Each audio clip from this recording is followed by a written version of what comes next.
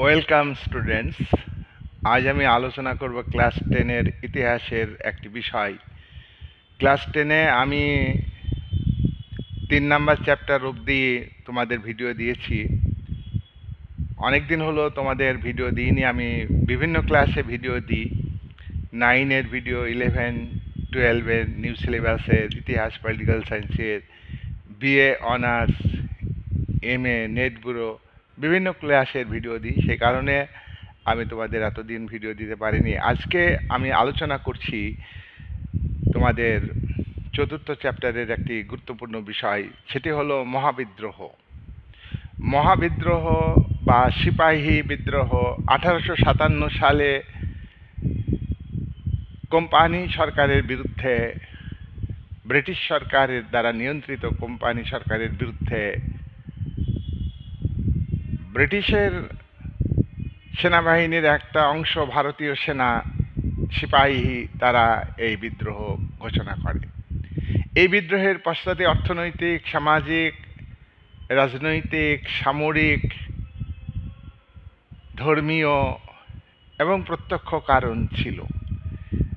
আমাদের সিলেবাসে এই কারণগুলো নিয়ে আলোচনা করা প্রাসঙ্গিক নয়, তাই আমি মহাবিদ্রোহের প্রকৃতি নিয়ে আলোচনা করব।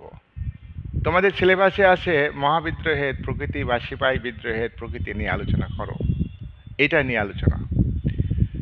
সিপাহী বিদ্রোহ নামে সিপাহী বিদ্রোহ, আবার তোমরা শোনো যে এটা মহাবিদ্রোহ। তাহলে এটা কোনটা ঠিক? সিপাহী বিদ্রোহ কথাটা ঠিক না মহাবিদ্রোহ কথাটা ঠিক? এ নিয়ে ঐতিহাসিকদের মতভেদ আছে। কেউ বলেছেন এটা শুধুমাত্র সিপাহীদের বিদ্রোহ, আবার কেউ বলেছেন এটা ভারতের জাতীয় সংগ্রাম, এটা মহাবিদ্রোহ, ভারতের প্রথম একটা স্বাধীনতা আন্দোলন, এ কথাও অনেক ঐতিহাসিক বলেছেন। যাই হোক, আমরা এই বিতর্কের প্রেক্ষাপটে আমরা নির্ধারণ করব এটা কি ধরনের বিদ্রোহ, এই নেচার অফ সিপাহী মিউটিনি বা রিভোল্ট। আমরা দেখব যে 1857 সালে একাধিক কারণে, বিশেষ করে সামরিক কারণে, ব্যারাকপুরের সেনা ছাউনিতে ভারতীয় কোম্পানি সরকারের পদাতিক বাহিনীর একজন সেনা, মঙ্গল পাণ্ডে, তিনি তার রেজিমেন্টের অফিসারকে গুলি করে হত্যা করেন, বিদ্রোহ ঘোষণা করেন।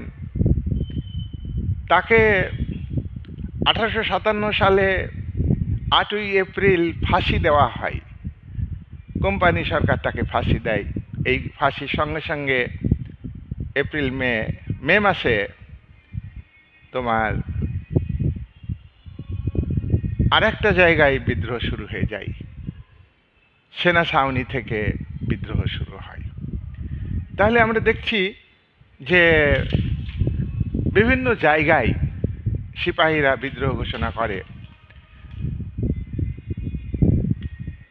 ভারতবাসী যারা সিপাহীতে কাজ করত, সিপাহী বাহিনীতে, তারা অখাদ্য কুখাদ্য তাদের খাবার দিত। অফিসাররা তাদের ঘৃণা করত। দুর্গম জায়গাতে তাদের দুর্গম জায়গাতে তাদের যুদ্ধ করতে পাঠানো হতো। ভারতের সিপাহীদের মাইনা বা বেতন খুবই কম ছিল, আর ধর্মীয় কারণে এই বিদ্রোহ প্রত্যক্ষভাবে তারা শুরু করে। এনফিল্ড রাইফেল কোম্পানি সরকার চালু করলে সেখানে গুলি ভরতে হতো, টোটা ভরতে হতো দাঁতে কেটে। সেটা প্রচার হয় এবং ঘটনাও হতে পারে যে তাতে শুকরের চর্বি আর গরুর চর্বি দিয়ে সেটা তৈরি। এখানে দুই কমিউনিটি, হিন্দু এবং মুসলমান কমিউনিটি, সিপাহীদের ধর্মে একটা আঘাত হয়, যার ফলে বিদ্রোহ শুরু করেছে। তাহলে আমরা দেখছি এই বিদ্রোহটা প্রথমে সিপাহীদের মধ্যে থেকেই শুরু হয়েছে। মঙ্গল পাণ্ডে এই বিদ্রোহ শুরু করেছিলেন, তার সঙ্গে সঙ্গে ভারতের বিভিন্ন জায়গায়, দিল্লি, লখনৌ, মধ্যপ্রদেশ, বিভিন্ন জায়গাতে বিদ্রোহ শুরু হয়েছে। এই বিদ্রোহ এর প্রকৃতি নিয়ে আলোচনা করতে গেলে আমরা আগেই বলেছি এখানে বিতর্ক আছে। প্রথম যে পয়েন্ট, এটাকে শুধু সিপাহী বিদ্রোহ বলা যায় না, এটাকে বলা যায় একটা ন্যাশনাল মুভমেন্ট, জাতীয় সংগ্রাম বলা যায়, জাতীয় বিদ্রোহ বলা যায় সিপাহী বিদ্রোহকে। ইতিপূর্বে যেসব বিদ্রোহ হয়েছে কোম্পানি সরকারের বিরুদ্ধে, বিভিন্ন সময়ে বিভিন্ন জায়গায় আঞ্চলিক ইস্যুর ভিত্তিতে বা স্পেসিফিক কোনো ঘটনার বিরুদ্ধে, তোমরা সেগুলো জেনেছ, বিভিন্ন ভিডিওতে আমি আলোচনা করেছি। চোয়ার বিদ্রোহ, সাঁওতাল বিদ্রোহ, ফরাজি বিদ্রোহ, ওয়াহাবি আন্দোলন বা বিদ্রোহ, কোল বিদ্রোহ, রংপুর বিদ্রোহ, বিভিন্ন জায়গায় বিদ্রোহ শুরু হয়েছে আঞ্চলিক দাবির ভিত্তিতে, এবং বিভিন্ন জায়গার বিদ্রোহের সঙ্গে একটা লিঙ্ক আপ সেটা কিন্তু ছিল না। এইবার এই বিদ্রোহ যখন শুরু হলো, এটাকে জাতীয় বিদ্রোহ রূপ দেওয়া হচ্ছে। কিন্তু এর বিরুদ্ধে আবুল কালাম আজাদ, একজন ভারতীয় চিন্তাবিদ, তিনি বলছেন এটাকে ন্যাশনাল মুভমেন্ট বলা যাবে না। ন্যাশনাল মুভমেন্ট বলা যাবে না ঠিকই, কিন্তু উনি এটা আবার স্বীকার করছেন যে এই বিদ্রোহের মধ্যে দেশপ্রেম ছিল। দেশপ্রেম না থাকলে একজন ব্যক্তিগতভাবে গোটা সিপাহীদের স্বার্থের জন্য অফিসারকে হত্যা করে? মঙ্গল পাণ্ডের মধ্যে দেশপ্রেম ছিল, এবং যারা যে সমস্ত সিপাহী বিদ্রোহ ঘোষণা করেছিল তাদের দেশপ্রেম ছিল, তাদের মধ্যে ন্যাশনালিজম, জাতীয়তাবাদ, দেশের প্রতি ভালোবাসা, দেশের ভৌগোলিক সীমানাকে, দেশের আবহাওয়া, জল, বায়ু, মানুষ, বিভিন্ন আঞ্চলিকতা বোধ, বিভিন্ন ধর্মের মানুষ, বিভিন্ন সংস্কৃতির মানুষ, যতই থাকুক আলাদা আলাদা, তবু দেশপ্রেম একটা জাতীয় ভাবনা, এই ভাবনা কিন্তু এই বিদ্রোহে ছিল। রিলিজিয়ন ছিল, ধর্মীয় ব্যাপারটা যে ছিল এ কথাকে অস্বীকার করা যায় না বিদ্রোহের মধ্যে। কিন্তু এখানে দেখো, বিভিন্ন ধর্মের মধ্যে দূরত্ব তৈরি করে ধর্মীয় গোড়ামি থাকলে, কিন্তু ধর্ম এক একটি সম্প্রদায়ের নিজস্ব ব্যাপার, বিবেকের ব্যাপার, মানুষের মনের পবিত্রতা তৈরি করার একটা বিষয়, বিবেকের ব্যাপার। সুতরাং একটা অন্যায়ের বিরুদ্ধে একটা প্রতিবাদ করা দরকার, একটা রিভোল্ট করা দরকার, বিদ্রোহ ঘোষণা করা দরকার। সেক্ষেত্রে তো ধর্ম কাজ করে না, সেক্ষেত্রে বিভিন্ন ধর্মের মানুষের মধ্যে একটা একতা তৈরি হয়। আমরা এটা লক্ষ্য করব যে দ্বিতীয় বাহাদুর শাহ, নানা সাহেব, এই যে এরা যে বিদ্রোহ শুরু করেছিল, অনেকে মনে করেন যে এদের মধ্যে একটা সাম্প্রদায়িক মনোভাব কাজ করেছে, আঞ্চলিকতা বোধ কাজ করেছে। তাহলে এখানে ধর্মীয় সম্প্রীতির অভাব ছিল বলে অনেকে মনে করেন, যারা এই বিদ্রোহটাকে শুধুমাত্র সিপাহী বিদ্রোহ বলে মনে করেন, যারা এই বিদ্রোহকে জাতীয় সংগ্রাম, স্বাধীনতা সংগ্রাম বলে স্বীকার করেন না। নাম্বার 2, সিপাহী বিদ্রোহের মধ্যে বা মহাবিদ্রোহের মধ্যে আমরা যখন প্রকৃতি আলোচনা করব, তখন দুটো কথাই আমরা বললে ভালো হয়, নাহলে একটাকে সাপোর্ট করা হয়ে যাবে, তাই না? তো সিপাহী বিদ্রোহ, মহাবিদ্রোহ, এটাতে কারা অংশ নিয়েছিল? কমিউনিটির দিক থেকে হিন্দুরা অংশ নিয়েছিল, মুসলিম সম্প্রদায়ের মানুষ অংশ নিয়েছিল। শুধু হিন্দু সেনা, মুসলিম সেনা নয়, সিভিল পপুলেশন, কমন পিপুল, সাধারণ মানুষ, তারা কিন্তু এই বিদ্রোহতে অংশ নিয়েছিল। এবার সুতরাং এই দুই সম্প্রদায়ের মানুষ তারা কি চেয়েছিল? 100 বছর তো কোম্পানি সরকার ভারতকে শাসন করলো। শাসনের নামে আমরা কি দেখেছি? কোম্পানি সরকার সাধারণ গরিব কৃষক, খেটে খাওয়া মানুষের উপর অত্যাচার করেছে, তাদের উপর ফিজিক্যাল টর্চারিং করেছে, মেন্টালি টর্চারিং করেছে, অর্থনৈতিক দিক থেকে শোষণ করেছে, নিপীড়ন করেছে। আর তার জন্যে বিচ্ছিন্নভাবে প্রতিবাদ হয়েছে ঠিকই, কিন্তু তাতে তাদের অত্যাচার কমেনি, তার উপর তারা অত্যাচার করে গেছে। সুতরাং হিন্দু মুসলমান বড় কথা নয়, এখানে বড় কথা হলো যে কোম্পানি শাসনকে উচ্ছেদ করতে হবে, ভারত থেকে উচ্ছেদ করতে হবে।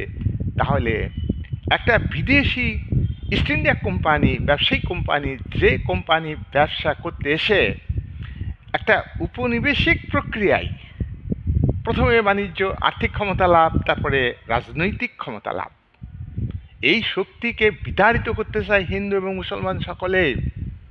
সুতরাং এটাকে আমরা ন্যাশনাল ক্যারেক্টার আমরা দিতে পারি, ন্যাশনাল চরিত্র এই বিদ্রোহের মধ্যে ছিল, এ কথা আমরা বলতে পারি। যারা রক্ষণশীল কনজারভেটিভ যারা, তারা কিন্তু ব্রিটিশ সরকারের কিছু সংস্কারমূলক কাজকে মেনে নিতে পারেনি। তোমরা যেন সতীদাহ প্রথা উচ্ছেদ হয়েছে, 1829 সালে আইন পাস হয়েছে। রামমোহন লড়াই করেছেন, ব্রাহ্ম সমাজ, আত্মীয় সমাজ, ব্রাহ্ম সভা তৈরি করেছেন। আরও তার পরবর্তীকালে অনুগামীরা লড়াই করেছেন ব্রাহ্ম সমাজের আন্দোলনের চাপে, রামমোহনের লড়াইয়ের চাপে উইলিয়াম বেন্টিং আইন পাস করেছে। এটা প্রগতিশীল হিন্দু তারা কিন্তু সমর্থন করেছেন, কিন্তু রক্ষণশীল তারা মনে করেন যে হিন্দু ধর্মের উপরে আঘাত এটা। এছাড়া মুসলিম ধর্মের উপরে যে একটা বিষয়, স্যার সৈয়দ আহমদ প্রগতিশীল ছিলেন। স্যার সৈয়দ আহমদ পর্দা প্রথার বিরুদ্ধে বলেছেন। তিনি পাশ্চাত্য শিক্ষায় শিক্ষিত, ইসলাম ধর্মের সংস্কারমূলক কিছু নির্দেশ দিয়েছিলেন, যেটা মুসলিম রক্ষণশীল সমাজ কিন্তু মেনে নিতে পারেনি। তাহলে আমরা দেখছি বোথ রিলিজিয়ান, যেটা হলো হিন্দু এবং মুসলমান সম্প্রদায়ের মানুষ, তারা কিন্তু কোম্পানি সরকারের উদ্যোগে যে সোশ্যাল রিফর্মস হয়েছে, যদিও হিন্দুদের যারা প্রগতিশীল, যারা প্রোগ্রেসিভ মাইন্ডের, তারা দাবি করেছিল তার ভিত্তিতে কিছু কাজ তারা করেছিল, এটা কমন পিপুল, সাধারণ মানুষ তারা মেনে নিতে পারেননি। তাই তারা কিন্তু এই বিদ্রোহে অংশ নিয়েছিল। এটাকে এই যে একটা সিপাহীদের মধ্যে থেকে শুরু হওয়া বিদ্রোহ, সেখানে রক্ষণশীল হিন্দু সমাজ, রক্ষণশীল মুসলিম সমাজ, হ্যাঁ, দে আর কমন পিপুল, তারা সিভিল অসামরিক সিভিল পপুলেশন, তারা এই বিদ্রোহকে সাপোর্ট করেছে এবং অংশ নিয়েছে। নেক্সট হচ্ছে 3 নাম্বার পয়েন্টে গণচরিত্র, গণবিদ্রোহ, এই বিদ্রোহকে বলা হচ্ছে, সিপাহী বিদ্রোহকে বলা হচ্ছে গণবিদ্রোহ। এটা সিপাহীদের মধ্যে থেকে শুরু হয়েছে, এটা স্বীকার করে নিয়ে তারা বলছেন যে এটা গণবিদ্রোহ। তোমরা জানো যে সমকালীন সমাজে এখনো গ্রামীণ সমাজ বেশি।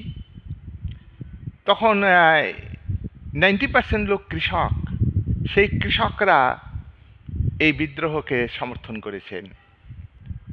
গুজর সম্প্রদায়, উপজাতি সম্প্রদায়ের মানুষ এই বিদ্রোহকে সমর্থন করেছেন। পাশি, ভাট্টি, এই উপজাতি সম্প্রদায়ের মানুষ তারা এই বিদ্রোহকে সমর্থন করেছে। শিল্পী যারা, শিল্পী তারা এই বিদ্রোহকে সমর্থন করেছেন। জমিদার, জমিদারি প্রথা ছিল, তোমরা জানো, ইস্ট ইন্ডিয়া কোম্পানি শাসনকালে তো জমিদারি প্রথা ছিল। জমির মালিক কৃষক ছিল না, জমির মালিক জমিদার, সামন্তপ্রভু, আর সেখানে জমি বন্দোবস্ত দিত সরকার। সরকারের নিয়ন্ত্রণে ছিল, কোম্পানি সরকারের নিয়ন্ত্রণে ছিল। যে জমিদার বেশি অর্থ দিবে সেই জমিদারি পাবে। আর জমিদাররা কৃষকদের মধ্যে জমি বন্টন করে দিত। ফসল ফলাতো কৃষকরা, সেই ফসল জমিদাররা নিত, আর তার একটা অংশ কোম্পানি সরকারের কাছে জমা দিত, আর একটা নিজেরা আত্মসাৎ করত। এই যে স্বার্থপর জমিদার, স্বার্থপর মহাজন, মহাজন কখনই ভালো হতে পারে না। মহাজন আপাত দৃষ্টিতে ভালো হতে পারে। গরিব কৃষককে মহাজন লোন দেয়, ঋণ দেয়, দাদন দেয়। দাদন কাকে বলে? দাদন হচ্ছে অগ্রিম টাকা দেওয়া। টাকা নিয়ে যাও, ফসল উঠলে দেবে, সুদ সহ দেবে। এই যে দাদন প্রথা মহাজনরা চালু করেছে। তারা অর্থ দেয় কৃষকদের, আর কৃষকের ফসল অল্প দামে কিনে নেয়। ফসল কেনার সময় তাদেরকে ঠকায়, ওজনে কম দেয়, ওজন ফসল বেশি নিয়ে নেয়, তা কৃষকের ফসলের মূল্য কম পায়। তাহলে মহাজন, এই মহাজন জমিদার এরা কিন্তু এই বিদ্রোহে অংশ নিয়েছে। তাহলে গ্রামের কৃষক তারা অংশ নিয়েছে, শিল্পী অংশ নিয়েছে, পাশা উপজাতি, গুজর উপজাতি, ভাট্টি উপজাতি, তারা সবাই এই বিদ্রোহ অংশ নিয়েছে। সুতরাং এটাকে আমরা এই বিদ্রোহের একটা গণচরিত্র আমরা দেখতে পাই। গণচরিত্র এটা গোটা ভারতবর্ষে বিভিন্ন শহরে, বিভিন্ন গ্রামে এই বিদ্রোহে অংশ নিয়েছিল সাধারণ মানুষ। নেক্সট হচ্ছে 4 নাম্বার। 4 নম্বরে আমরা দেখব যে হিন্দু আর মুসলিম, অনেক হিন্দু শিক্ষিত মানুষ আমরা আলোচনা করব আজকে, তারা কিন্তু এই বিদ্রোহকে, সিপাহী বিদ্রোহকে মুসলিমদের বিদ্রোহ মনে করেন। তো তাদের ধারণা কি? এটা সিপাহী বিদ্রোহ, এর মধ্যে গণচরিত্র নাই, এর মধ্যে ন্যাশনালিজম নেই, এর মধ্যে দেশপ্রেম নেই, এর মধ্যে জাতীয়তাবাদ নেই। তাহলে আমরা নিরপেক্ষ বিচারে দেখব, কি দেখব? হিন্দু এবং মুসলমানের মধ্যে ঐক্য ছিল।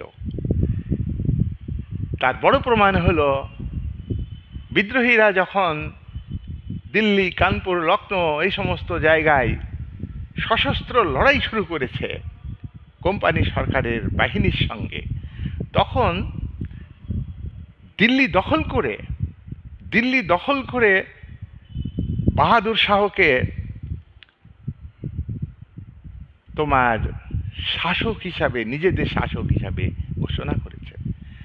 দেখো, তোমরা একথা মনে রাখবে, ঔরঙ্গজেবের মৃত্যুর পর 1707-এর পর থেকে 1707, 1757 এই সময় কিন্তু মোগল সাম্রাজ্য টিকেছিল, এবং তারপরে মোগল সাম্রাজ্য কিন্তু পতন হয়েছে। তারপরেও কিন্তু একটা সম্রাট পদ ছিল।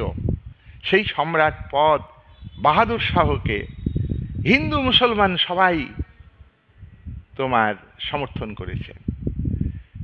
ঝাঁসির রানী লক্ষ্মীবাইয়ের যে লড়াই, তিনি মৃত্যুবরণ করেছে লড়াই করতে গিয়ে।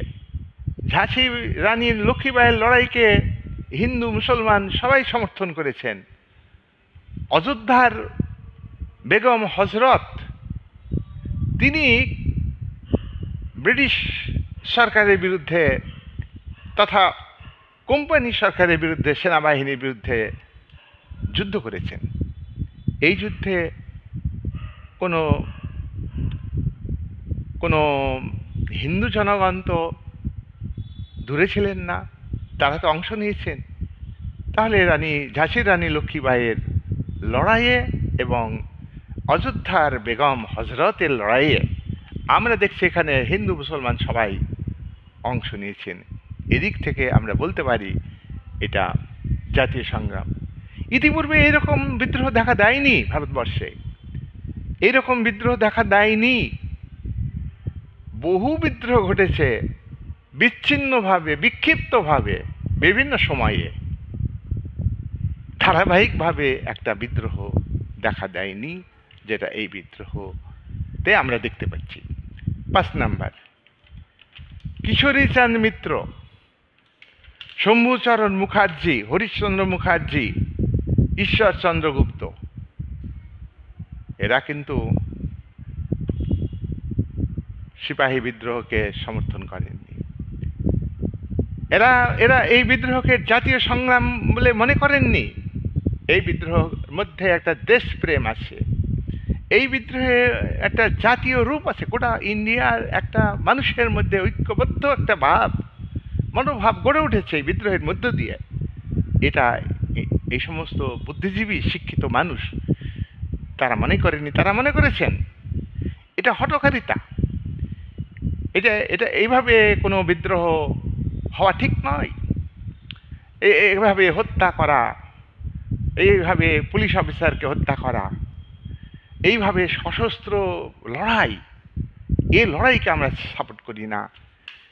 এটা হলো খুনের রাজনীতি, এটা একটা ধ্বংসের রাজনীতি। এই আন্দোলন, এই বিদ্রোহকে আমরা সমর্থন করি। তাহলে বিদ্রোহের একটা বিরাট অংশ যারা এডুকেটেড, হাইলি এডুকেটেড, তারা সাপোর্ট করেননি। এছাড়া আমরা দেখব যে British Indian association,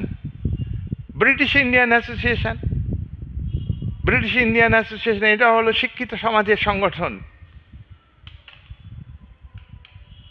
national Mohammedan association, এটা মুসলমানদের সংগঠন, শিক্ষিত সমাজের সংগঠন। তাহলে হিন্দু সমাজের শিক্ষিত সংগঠন এবং মুসলিম সমাজের শিক্ষিত সংগঠন বিদ্রোহীদের কড়া সমালোচনা করেন। তারা সশস্ত্র লড়াইকে সাপোর্ট দেননি। শিবচন্দ্র দেব, দক্ষিণারঞ্জন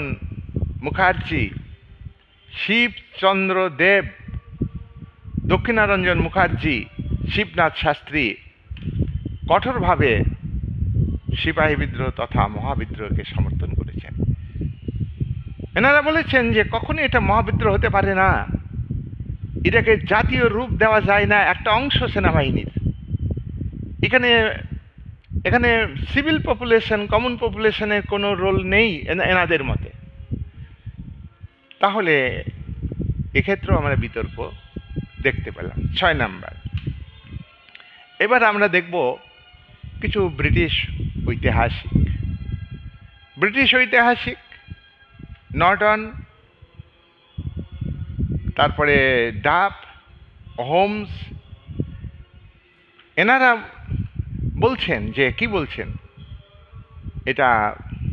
এটা ন্যাশনাল রূপ নিয়েছে। সিপাহী বিদ্রোহ ন্যাশনাল রূপ নিয়েছে, ব্রিটিশ ঐতিহাসিকরা স্বীকার করছেন। নর্টন, ডাফ, হোমস বলেছেন যে এটা সিপাহী বিদ্রোহ শুধু নয়, এটা জাতীয় সংগ্রাম। অন্যদিকে ব্রিটিশদেরই আর একটা অংশ, তারা ঐতিহাসিক, জন কে রবার্টস, আমাদের দ্বিজাতি তত্ত্বের প্রবক্তা, স্যার সৈয়দ আহমদ খান, দুর্গাদাস বন্দ্যোপাধ্যায়, এরা কিন্তু বলেছেন, কি বলেছেন? এনারা বলেছেন এই বিদ্রোহ, সিপাহী বিদ্রোহ হচ্ছে মুসলিম স্বার্থান্বেষী ব্যক্তির বিদ্রোহ।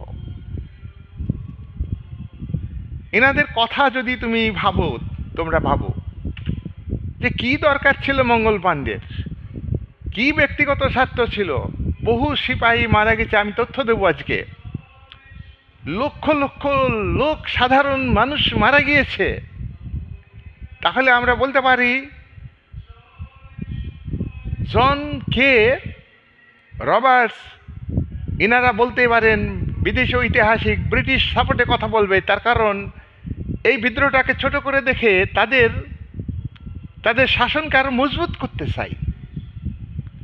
কিন্তু ভারতীয় যারা নেতা, যারা যারা ব্রিটিশ সরকারের প্রতি রাজভক্তি দেখান, আনুগত্য দেখান, নিজেদের ব্যক্তিগত প্রভাব প্রতিপত্তি, নিজেদের নাম ইতিহাসে লিপিবদ্ধ করবার জন্যে, তারা কোন স্বার্থে বলেন যে সিপাহী বিদ্রোহ ব্যক্তিগত স্বার্থে, মুষ্টিমেয় ব্যক্তি তাদের স্বার্থ সিদ্ধির জন্য এই বিদ্রোহ ঘোষণা করেছেন। তাহলে তোমরাই বিচার করবে কাদের বক্তব্য ঠিক।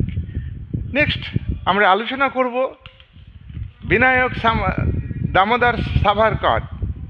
বিনায়ক দামোদর সাভারকর ইনি ভারতীয় চিন্তাবিদ। ইন্ডিয়ান ওয়ার অফ ইন্ডিপেন্ডেন্স তার বিখ্যাত গ্রন্থ, ইন্ডিয়ান ওয়ার অফ ইন্ডিপেন্ডেন্স। এটা একটা বই। 6 glorious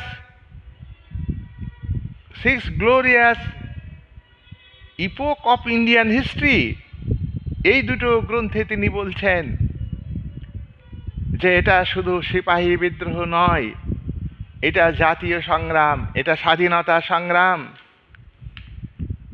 এই বিদ্রোহের মধ্যে দেশপ্রেম ছিল, দেশের মাটি, দেশের শিক্ষা সংস্কৃতি, দেশের সমস্ত মানুষের প্রতি ভালোবাসা, আত্মত্যাগ, স্যাক্রিফাইস এই বিদ্রোহীদের ছিল। তাই দামোদর সাভারকর তার বিখ্যাত দুটি গ্রন্থে এই বিদ্রোহকে জাতীয় রূপ দিয়েছেন। তিনি বলেছেন হিন্দু মুসলিম বোথ কমিউনিটির মানুষ এই বিদ্রোহে যোগ দিয়েছেন। এবার আমরা আলোচনা করব 7 নম্বর পয়েন্টে। 7 নম্বর পয়েন্টে কি বলবো? অনেকে বলছেন এটা সামন্ততান্ত্রিক বিদ্রোহ। কেন বলো তো? জমিদারদের স্বার্থ ক্ষুণ্ণ হয়েছে। অনেক সময় জমিদারি প্রথাতে আমরা লক্ষ্য করেছি কোম্পানি সরকার বিভিন্ন সময়ে জমিদারি আইন চেঞ্জ করেছে। তোমরা জানো যে 1793 সালে চিরস্থায়ী বন্দোবস্ত চালু হয়েছে। ওয়ারেন হেস্টিংস 5 সালা বন্দোবস্ত চালু করেছিলেন 5 বছরের জন্য। ওয়ারেন হেস্টিংস 1 সালা বন্দোবস্ত চালু করেছিলেন। কর্নওয়ালিস 10 সালা বন্দোবস্ত চালু করেছিলেন। তারপর 1793 আইন অনুযায়ী কর্নওয়ালিস চিরস্থায়ী বন্দোবস্ত চালু করেছেন। এতে অনেক জমিদারের স্বার্থ ক্ষুণ্ণ হয়েছে। এখানে বহু জমিদার, অর্থাৎ একটা মধ্যস্বত্বভোগী এই জমিদারি সিস্টেমে ছিল, অর্থাৎ জমিদারের সঙ্গে কোম্পানি সরকারের যোগাযোগ ছিল, তার অধীনে আরও ছোট ছোট জমিদার ছিল, আর ছোট ছোট জমিদারদের অধীনে কৃষকরা। কৃষকদের ঘাড়ে বিরাট শোষণের বোঝা চাপত। মানে কি বলবো, একদম নিচু তলাতে কৃষক। সুতরাং তাদের উপরে শোষণ, বঞ্চনা, অত্যাচার, নিপীড়ন সব থেকে বেশি। তো এই জমিদাররা অনেক সময় ব্রিটিশ সরকারের সঙ্গে তাদের স্বার্থের সংঘাত হতো। সেই স্বার্থের সংঘাতের জন্য জমিদাররা ব্রিটিশ সরকারকে পছন্দ করে, এই তো সুযোগ পেয়েছি, সিপাহী বিদ্রোহ হয়েছে, সুতরাং আমরা অংশ নিই। তাহলে জমিদাররা ব্যক্তিগতভাবে তাদের জমিদারি এই স্বার্থ রক্ষার জন্যে তারা এই বিদ্রোহ যোগ দিয়েছে। এবং তারা হলো প্রতিক্রিয়াশীল শক্তি। প্রতিক্রিয়াশীল মানে কনজারভেটিভনেস। তারা জমিদারি প্রথা চলুক, জমিদারি তারা অবলুপ্ত করতে চায় না। জমি লাঙল যার জমি তার, কৃষক জমির মালিক হবে, এটা কিন্তু তারা চায়নি। তাহলে চায়নি, তাহলে কি ব্যাপারটা বলো তো? তাহলে এখানে আমরা বলতে পারি যে প্রতিক্রিয়াশীল মানে শক্তি, গ্রামের জমিদার, জোদ্দার, ভূস্বামী, বিভিন্ন নামে অভিহিত, হ্যাঁ, এরা কিন্তু ব্রিটিশ সরকার, কোম্পানি সরকারকে সাপোর্ট করেছে। সুতরাং এরা কিন্তু এই বিদ্রোহ অংশ নিয়েছিল। তাহলে এরা স্বার্থে, নিজেদের স্বার্থে যদি বিদ্রোহ অংশ নেয়, তাহলে এটাকে ন্যাশনাল রূপ দেওয়া যায়? তাই অনেকে বলেছেন এটা সামন্ত শক্তির প্রতিভূ, জমিদার জোদ্দারদের বিদ্রোহ। তাই এটাকে আমরা বলতে পারি না যে মহাবিদ্রোহ বা জাতীয় বিদ্রোহ বা স্বাধীনতার সংগ্রাম, প্রথম স্বাধীনতার সংগ্রাম। কিন্তু এখানে একটা কথা মনে রাখতে হবে আমাদের, কি বলতো, যারা প্রতিক্রিয়াশীল শক্তি, জমিদার জোরদার মহাজন, প্রতিক্রিয়াশীল শক্তির মধ্যে তো একটা প্রগতি মানসিকতা থাকতে পারে না? তাদের মধ্যে তো অনেক ভালো মানুষ আছে। তো তারা কিন্তু শুধু নিজেদের স্বার্থে এই বিদ্রোহকে সমর্থন করেনি, তারা কিন্তু ভারতীয় হিসাবে এই মহাবিদ্রোহ, এই বিদ্রোহটাকে সাপোর্ট করেছে। তাহলে প্রতিক্রিয়াশীল শক্তি যারা বলছেন এটা প্রতিক্রিয়াশীল শক্তিদের বিদ্রোহ, তারা তাদের কথা আমরা নিরপেক্ষ বিচারে মানতে পারছি না। তাই প্রতিক্রিয়াশীল শক্তিকে সবসময় খারাপ এ কথা বলা যায় না। মার্ক্সবাদী ঐতিহাসিক রজনী পাম দত্ত মার্ক্সবাদী ঐতিহাসিক। তোমরা জানো যে মার্ক্সবাদীকে কার্ল মার্ক্সের যে আদর্শ, রাষ্ট্র, ধর্ম, রাজনীতি, শিক্ষা, সংস্কৃতির সম্পর্কে মার্ক্সের যে ধারণা, কনসেপ্ট, সেটাই মার্ক্সবাদ। তো সেই মার্ক্সবাদকে যারা সমর্থন করেন তারা মার্ক্সবাদী। আর এখানে রজনীপাম দত্ত ঐতিহাসিক, তিনি কিন্তু মার্ক্সবাদী ঐতিহাসিক। তো উনি কি বলছেন, রজনীপাম দত্ত কি বলছেন, 1857 যে রেভলিউশন ঠিক বলবো না, রিভোল্ট, বিদ্রোহ আমরা বলি, এটা বিতর্কিত ব্যাপার, আমি ও প্রশ্নে যাচ্ছি না, বিদ্রোহ বলি। এটা হচ্ছে কি ফিউডাল রেভলিউশন, এটা ফিউডাল রেভলিউশন। তো মার্ক্সবাদী ঐতিহাসিক রজনীকান্তের ফিউডাল রেভলিউশন কেন বলছেন? যে সামন্ত প্রভুদের হাতে নেতৃত্ব ছিল, সামন্ত প্রভুদের হাতে নেতৃত্ব ছিল, কৃষকদের হাতে নেতৃত্ব ছিল না, খেটে খাওয়া মানুষের হাতে নেতৃত্ব ছিল না। তাই এটাকে, কিন্তু কার্ল মার্ক্স কিন্তু আবার অন্য কথা বলেছেন, যে এটা প্রথম ভারতের স্বাধীনতা সংগ্রাম। মার্ক্স নিজে বলেছেন এটা ভারতের স্বাধীনতা সংগ্রাম। তোমরা জানো যে 1857 কার্ল মার্ক্সের কিছু বই ইতিপূর্বে প্রকাশ হয়ে গেছে। 1844 সালে রাইনিসে সাহিত্য পত্রিকায় মার্ক্স এই বিদ্রোহ, পৃথিবীর বিভিন্ন বিদ্রোহ সম্পর্কে উল্লেখ করেছেন। ক্লাস স্ট্রাগল ইন ফ্রান্স, এটা 1852 সালে লেখা, দ্য কমিউনিস্ট ম্যানিফেস্টো, এটা মার্ক্স এঙ্গেলস দুজনে লিখেছেন 1848 সালে। ক্রিটিক অফ গোথা কর্মসূচি, তার আগে তাহলে 1857 বিদ্রোহ। এটা ক্রিটিক অফ গোথা কর্মসূচি সমালোচনা, critic of economy, Das capital, সব কিন্তু সিপাহী বিদ্রোহের পরবর্তী 1857 পরবর্তী। দাস ক্যাপিটাল 1867 সালে লেখা। তাহলে মার্ক্স কিন্তু তার বিভিন্ন গ্রন্থে এই 1857 ভারতের যে বিদ্রোহ, সিপাহীদের তরফ থেকে যে বিদ্রোহ শুরু হয়েছিল, এটাকে একটা স্বাধীনতার লড়াই, জাতীয়তাবাদী মুভমেন্ট বলে মনে করেছেন। 8 নাম্বার পয়েন্ট আমরা কি বলবো, এইটা হলো জনযুদ্ধ। কিসের জনযুদ্ধ? সিপাহীরা শুরু তো করলো মঙ্গল পাণ্ডে, তিনি শুরু করেছেন, তিনি প্রথম শহীদ হয়েছেন, তাই তো? 1857 সালে 8ই এপ্রিল তিনি শহীদ হয়েছেন, ভারতের প্রথম স্বাধীনতা সংগ্রামী, তিনি শুরু করেছেন। তো এটাকে জনযুদ্ধ যদি বলি আমরা, তাহলে এটাকে আমরা শুধু সিপাহী মিউটিনি বলবো, সিপাহী বিদ্রোহ বলবো না, তা বলবো না। তাহলে এটাকে সঠিকভাবে মূল্যায়ন করতে হবে। শুধু সিপাহী বিদ্রোহ বললে কিন্তু সঠিক মূল্যায়ন হলো না। তাহলে কি বলতে হবে?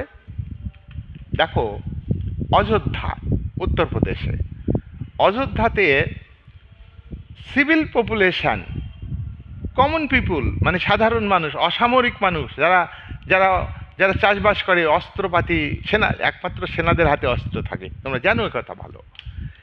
তো ইংরেজ সরকারের বিরুদ্ধে লড়াই করেছে, সশস্ত্র লড়াই, সব অস্ত্র হাতে। এই সংঘর্ষে সাধারণ মানুষ অসামরিক মানুষ বলবে, এই অসামরিক মানুষ তারা লড়াই করেছে, তারা অস্ত্র ধরে তারা লড়াই করেছে। 1.5 লাখ লোক, 1.5 লাখ লোক তারা লড়াই করেছে। এই 1.5 লাখের মধ্যে 1 লাখ লোক মারা গিয়েছে। It is fact. 1 লাখ লোক মারা গেলে তাহলে তুমি কি করে বলো যে এটা শুধু সিপাহী মিউটিনি, এটা সিপাহী বিদ্রোহ? একথা বলা যায় না। তাহলে আমরা দেখছি যে কমন পিপুল তারা লড়াই করেছে, সশস্ত্র লড়াই করেছে ব্রিটিশ সাম্রাজ্যবাদী শক্তির সঙ্গে। দেখো, আমি এখানে ব্রিটিশ সাম্রাজ্যবাদী শক্তি, ব্রিটিশ সরকার তখন সরাসরিভাবে শাসন ক্ষমতা নেয়নি, সরাসরিভাবে নেননি। যেখানে সনদ আইনের মাধ্যমে, চার্টার আইনের মাধ্যমে, তোমরা জানো যে 1773 সালে ফার্স্ট চার্টার আইন, 1793 সালে দ্বিতীয় চার্টার আইন, 1813 সালে তৃতীয় চার্টার আইন, 1833 সালে চতুর্থ চার্টার আইন, 1853 সালে পঞ্চম চার্টার আইন। তারপরে আর চার্টার আইন হয়নি। মহাবিদ্রোহের পরে ব্রিটিশ সরকার সরাসরি শাসনভার গ্রহণ করেছে। তাহলে আমরা এটা বলতে পারি যে সাধারণ মানুষ, অসামরিক মানুষ, তারা অস্ত্র ধরে কোম্পানি সরকারের সেনা, তখন কোম্পানি সেনার সঙ্গে লড়াই করেছে, যুদ্ধ করেছে। তাহলে এবং আমরা আমরা আরও ইনফরমেশন দিব যে ফ্রান্সে যে জনগণ 96% থার্ড স্টেটের মানুষ, 80% কৃষক ছিল, এবং খেটে খাওয়া মানুষদের 96% শোষিত, বঞ্চিত। তারা কর দিত, তারা রাষ্ট্রের কাছ থেকে কোনো সুযোগ সুবিধা পেত না। সেই জনতা লড়াই করেছে। তাহলে সবাই সেটাকে বাস্তিল দুর্গের পতন ঘটিয়েছে লড়াই করে জনগণ। তাহলে সেটা যদি রেভলিউশন হয়, ফ্রেঞ্চ রেভলিউশন হয় 1789 সালে, তাহলে সিপাহী বিদ্রোহ কেন জাতীয় সংগ্রাম হবে না? সিপাহী বিদ্রোহ কেন এটা স্বাধীনতা সংগ্রাম হবে না? ফ্রান্সে ওটা গৃহযুদ্ধ। ফ্রান্সে সরাসরি বুর্বো রাজতন্ত্রের বিরুদ্ধে বুর্জোয়া শ্রেণীর নেতৃত্বে, উদীয়মান ধনিক বণিক শ্রেণীর নেতৃত্বে, শিল্পপতি শ্রেণীর নেতৃত্বে শোষিত বঞ্চিত মানুষের লড়াই। আমি এটা ভিডিওতে বলেছি, তোমাদের আলোচনা করেছি যে ওখানেও কিন্তু শোষণমুক্ত সমাজ কিন্তু পায়নি, যে আশায় সাধারণ মানুষ লড়াই করেছিল। এখানেও হয়তো পেত না, কিন্তু একটা স্টেপকে, একটা ধাপ পার হওয়া, একটা কোম্পানি সরকার যে অত্যাচারী, একটা শোষণ করছে, অত্যাচার করছে, তা সেই সুতরাং সাধারণ মানুষের যে ঘৃণা, কোম্পানি সরকারের উপর ঘৃণা, বিদ্বেষ, বিদ্বেষ, ক্রোধ, রাগ কমন পিপুলের ছিল, এবং তারা এই বিদ্রোহে ঝাঁপিয়ে পড়েছিল। তাহলে আমরা দেখছি, আমরা বিভিন্ন পয়েন্টে আলোচনা করেছি, 8টা পয়েন্টে, তোমরা ভিডিও চালিয়ে লিখে নেবে। এই যে সিপাহী বিদ্রোহ, এটা বিতর্কিত বিষয়, এটা বিভিন্ন মত আমি পাশাপাশি আলোচনা করেছি। তোমরা দুইভাবে আলোচনা করতে পারো, একটা মত দিয়ে পরপর পয়েন্ট, আর একটা মত দিয়ে। আমি ক্রিটিসাইজমূলক আলোচনা, যেহেতু প্রকৃতি আলোচনা করছি, তাহলে ভালো হয় একটা প্যারা পক্ষে বলবে আর একটা প্যারা বিপক্ষে বলবে। এরকম পয়েন্ট আকারে লিখলে তুমি খুব ভালো নাম্বার পাবে, পছন্দ হবে স্যারের।